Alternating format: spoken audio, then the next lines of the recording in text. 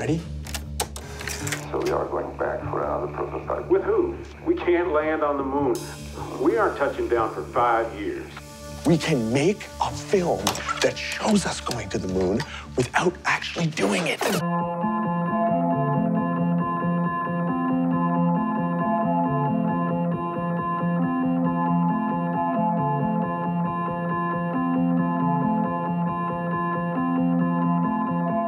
Operation Avalanche is the faux documentary narrative of 2 CIA agents tasked with faking the 1967 moon landing. As part of their research into creating a believable fake, they visit the set of Stanley Kubrick's 2001: A Space Odyssey, blurring all boundaries between film and reality.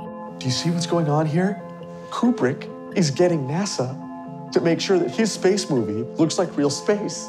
And so we're going to use his space movie to make sure the real space movie looks like space.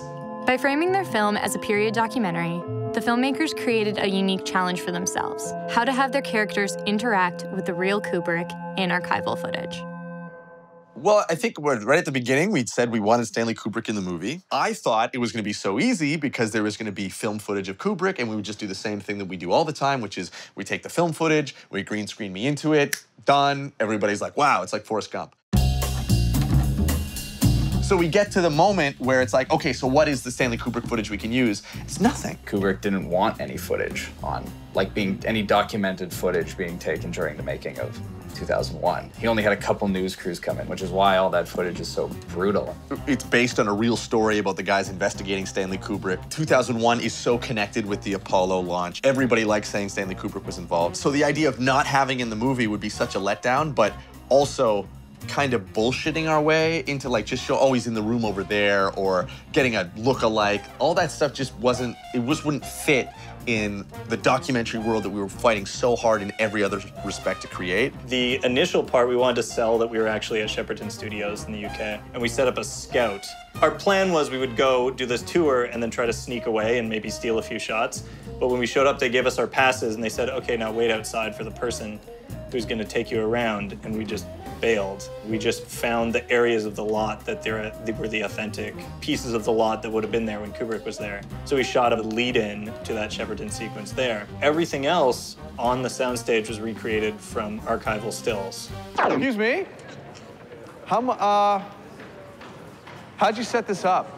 Tristan Zarafa, he was the one who came one day and was like, okay guys, what if we take high-res stills of behind the scenes of 2001, and we'll comp Matt into it, and I'll make all those still images move. Which sounded so crazy, and even he thought that this was crazy because nobody ever done this before. So he took the photographs and he did a 3D projection where he turned the photos into 3D space. And not only did the world that he created look real, Kubrick could move. He could have actual Stanley Kubrick in the movie. I would never normally do this, but it's for a friend. His name is Matt Johnson. And so right away, we're like, yeah, we'll just pour everything we have into this. We then went onto green screen, and on soundstage, we recreated camera moves in virtual space, which he then mapped back into the geometry of these photographs, replacing characters so that Kubrick is actually Kubrick, but he's on the body of an actor so that the body moves in the right way. The crazy thing about it was reverse engineering these photos. So trying to figure out, okay, what lens was this shot on? So he would go back and he'd actually find measurements of the soundstage where these sequences were shot, and then be able to take that geometry and make estimations about what lens lengths they were using in the photo so that we could use the same lens length. The result is a Super 8 camera that Jared has hidden in a bag, and we walk onto the set of 2001, which when we first saw even the most rudimentary tests was just jaw-dropping. We're like, wow, this is really real.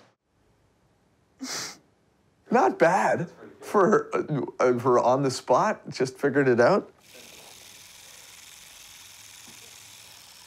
Jared, wave! Jared, big wave!